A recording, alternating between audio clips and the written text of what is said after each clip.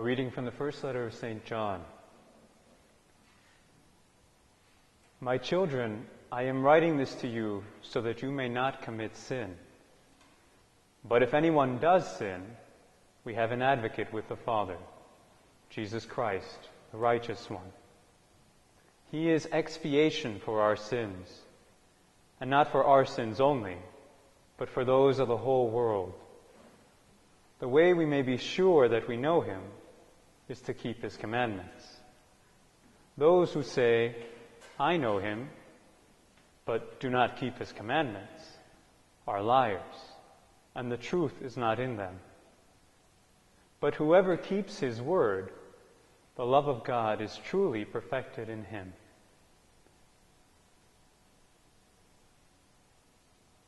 The word of the Lord. Thanks be to God. I want you all to close your eyes with me. And I mean it. Close your eyes, even those who are watching online.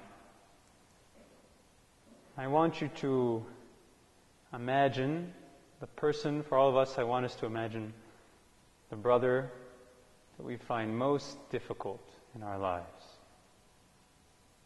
We struggle the most to love. I want you to focus on all their idiosyncrasies, all their faults that rub you the wrong way.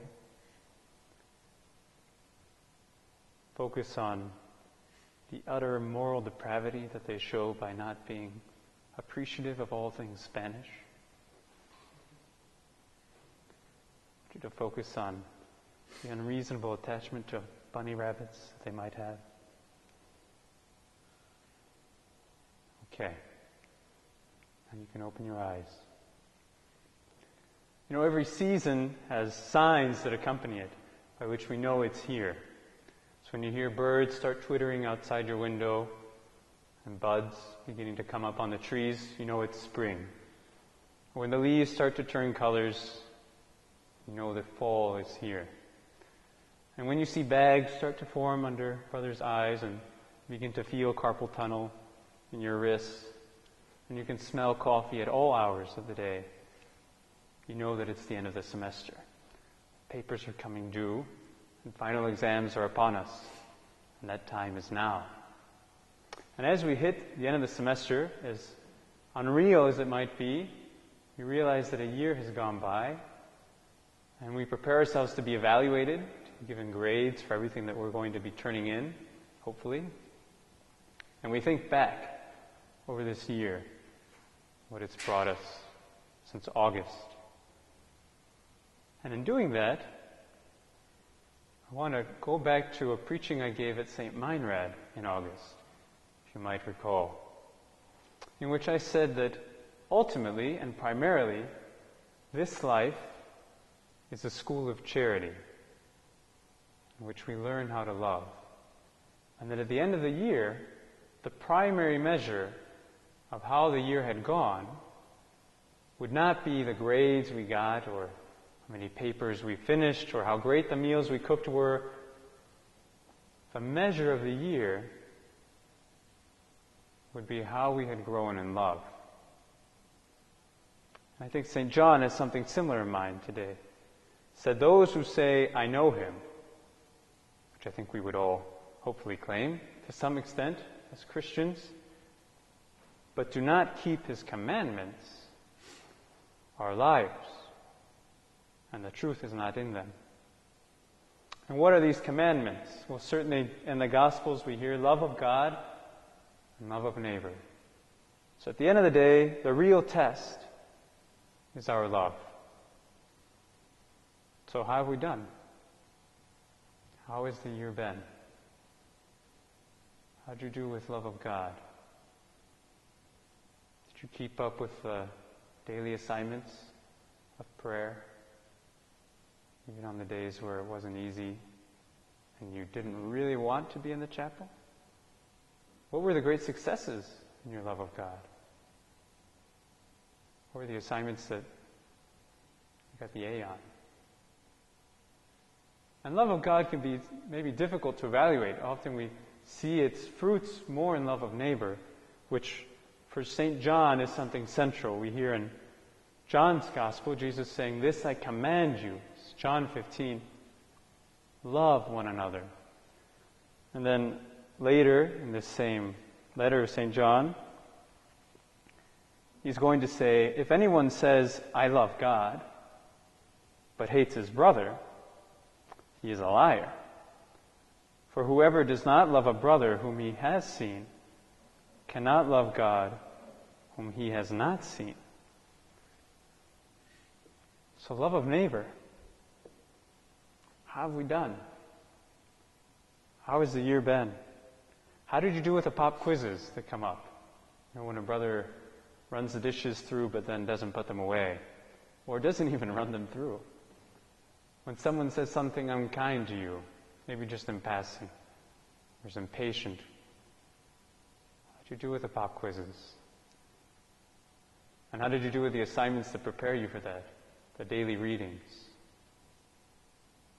Keeping up with little signs of love, those little labors that prepare us for those quizzes. And how about the exams? There's been a few of those this year. The really difficult moments where our love has really been tested. How have we done?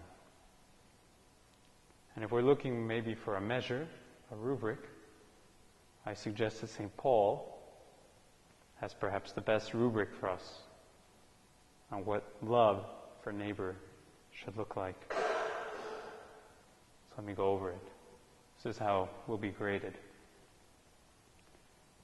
Love is patient. Love is kind. It is not jealous. Love is not pompous. It is not inflated. It is not rude. It does not seek its own interests. It is not quick-tempered. It does not brood over injury. It does not rejoice over wrongdoing, but rejoices with the truth. It bears all things, believes all things, hopes all things, endures all things. Love never fails.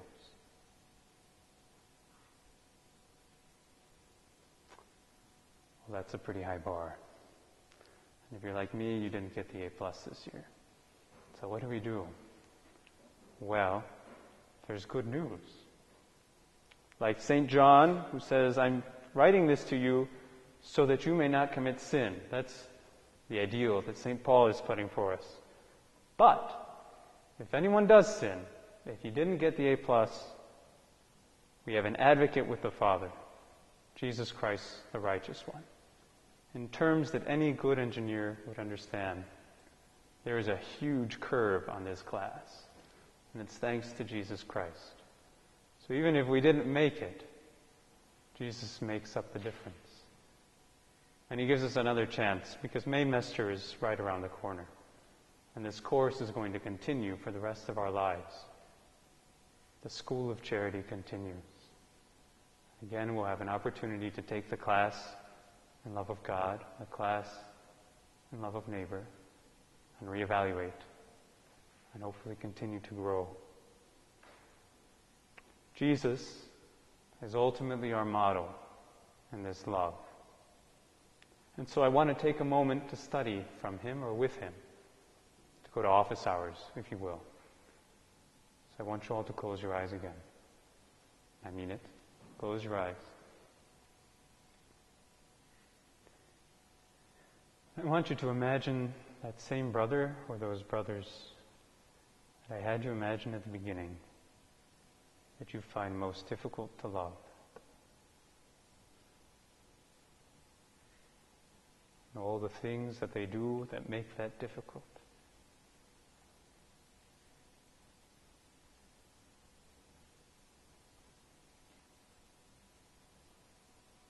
Now I want you to imagine that Jesus is with both of you.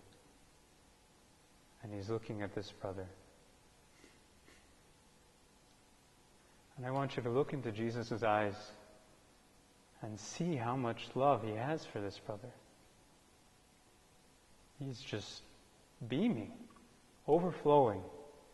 He can't hold himself back. He's desperately in love with him. And He sees all the faults that you see. He sees all the wrinkles and the warts. But He is so radically in love with him.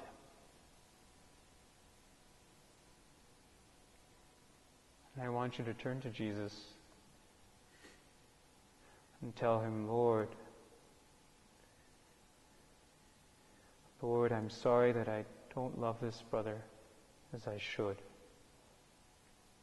as You love him. Lord, I'm sorry because I know it must hurt You that someone who You love so much I can't seem to appreciate. Lord, I ask for Your help, as I am a poor man, a weak man, and I don't know how to love as I should. Lord, give me Your heart, that I might love this brother like You do. Lord, teach me to love. Teach me. I am Your student.